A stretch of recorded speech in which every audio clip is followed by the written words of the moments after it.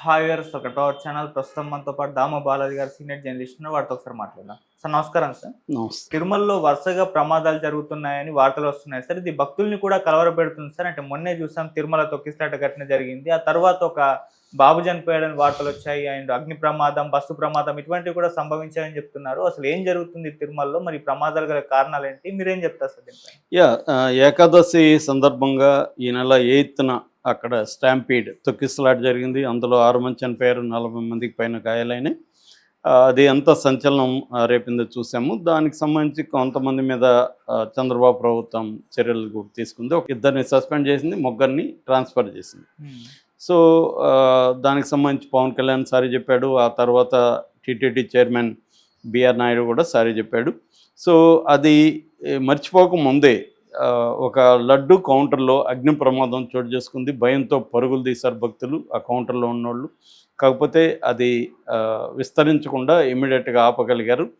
దాని తర్వాత ఒక బస్సు ప్రమాదం జరిగింది. అది కూడా బస్సు కొంతమంది గాయాలైనా తప్ప కొద్దిగా ఏంటే ఆ వాల్ స్ట్రాంగ్గా ఉంది కాబట్టి కిందకి లోయలో పడలేదు, లేకపోతే లోయలో పడే పరిస్థితి ఉంది.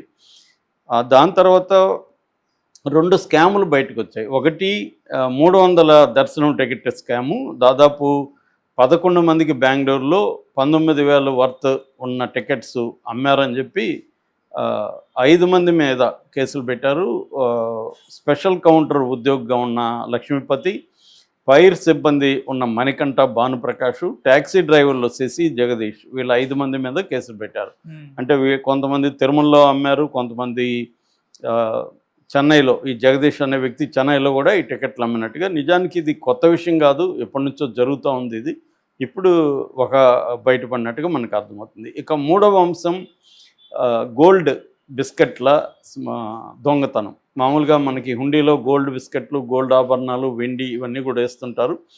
అవన్నీ కూడా పరకామణిలో దాన్ని సెగ్రిగేట్ చేసి, దాన్ని కౌంట్ చేసి, దాన్ని వర్త్ ఎంత ఉండొచ్చు అవన్నీ కూడా లెక్కేసి రాసి దాన్ని స్టోర్ రూమ్లో ఉంచుతారు. అక్కడ మొన్న ఏమైందంటే, ఈ ట్రాలీ ఉంటుంది కదా, చెత్త తీసుకెళ్ళి ట్రాలీ పైపుల్లో 100 గ్రాముల బంగారు గోల్డ్ బిస్కెట్లు దొరికాయి విజిలెన్స్ వాళ్ళకి. దాన్ని ఆరాధిస్తే గత కొంతకాలంగా ఒక వ్యక్తి వీరిశెట్టి పెంచులయ్య అని తిరుపతికి చెందిన వ్యక్తి, ఆయన్ని పట్టుకున్నారు. ఆయనే చేశాడని ఆయన విచారిస్తే 46 లక్షల వర్తున్న ఆభరణాలని అతను ఇప్పటివరకు దొంగిలించాడు, ఎప్పటి నుంచో చేస్తున్నాడు. అంటే తిరుమల పరకామణి లాంటి ప్లేస్ నుంచి 46 లక్షల వర్తున్న గోల్డ్ని ఎలా అతను స్మగ్లింగ్ చేయగలిగాడు అనేది ఇవాళ పెద్ద ఎత్తున చర్చ వస్తుంది.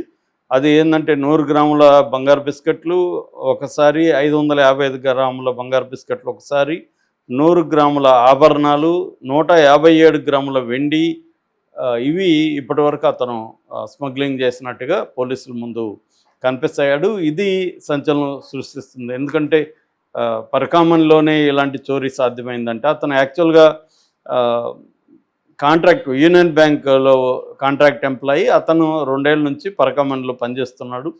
అతనికి డబ్బు ఆశ పుట్టి ఇలా చేసింది. ఇది కూడా ఫస్ట్ టైం అయితే కాదు. అంటే ఈ స్కాములు అనేవి ఫస్ట్ టైం కాదు, ప్రతి గవర్నమెంట్లో జరుగుతూనే ఉంటాయి. దొరికినవాడు దొంగ అన్నట్టుగా దొరికినప్పుడే ఈ వార్తలు బయటకు వస్తూ ఉంటాయి. సో ఇది మర్చిపోకముందే లేటెస్ట్గా ఒక చిన్న బాబు ప్రమాదవశాత్తు చనిపోయాడు. కడప చిన్న చౌక్ సంబంధించిన శ్రీనివాసులు, కృష్ణమేన దంపతులు తమ ఫ్యామిలీకి సంబంధించి అక్కడ వాళ్ళు టోకన్స్ తీసుకున్నారు. 13వ తేదీ టోకన్స్ తీసుకుంటే వాళ్ళకి 16వ తేదీ దర్శనానికి ఆ టోకన్స్ అనుమతి లభించింది. వాళ్ళు 15వ తేదీ అక్కడికి వెళ్ళి అక్కడ ఆర్టీసీ బస్ స్టాండ్, తిరుమల దగ్గర ఆర్టీసీ బస్ స్టాండ్ దగ్గర పద్మనాభ నిలయంలో వాళ్ళకి లాకర్ ఫెసిలిటీ అవి ఇచ్చారు.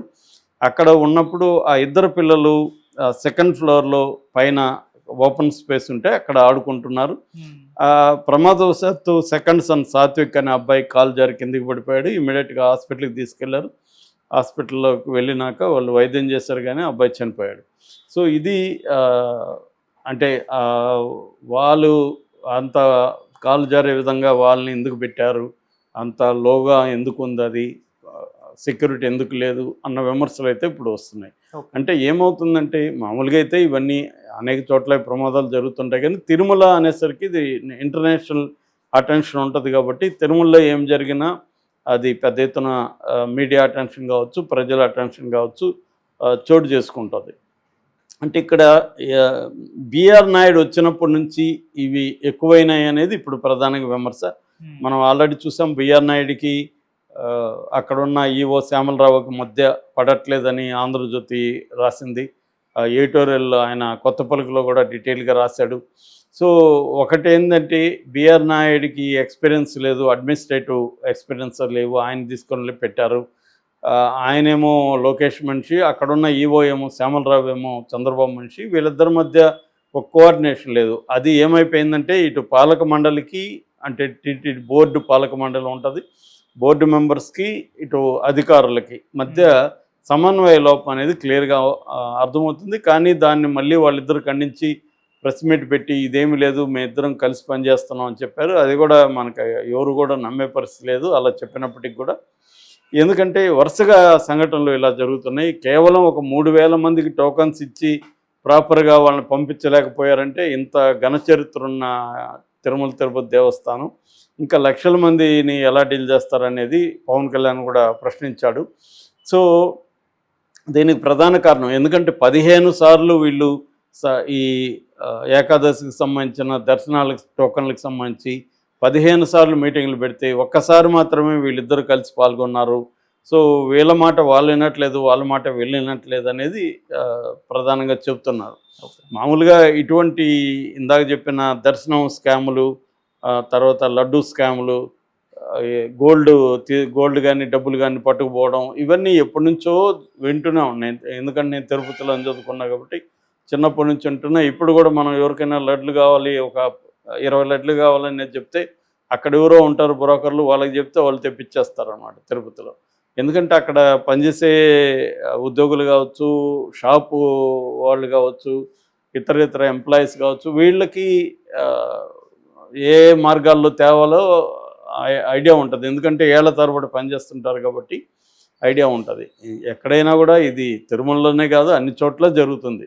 ప్రతి చోట ఆయన ఎవరో ఫిలాసఫర్ చెప్పాడు, రూల్స్ ఎందుకు ఉన్నాయంటే బ్రేక్ చేయడానికి అని. Without breaking of the rule there is no need of the rule అన్నాడు ఆయన.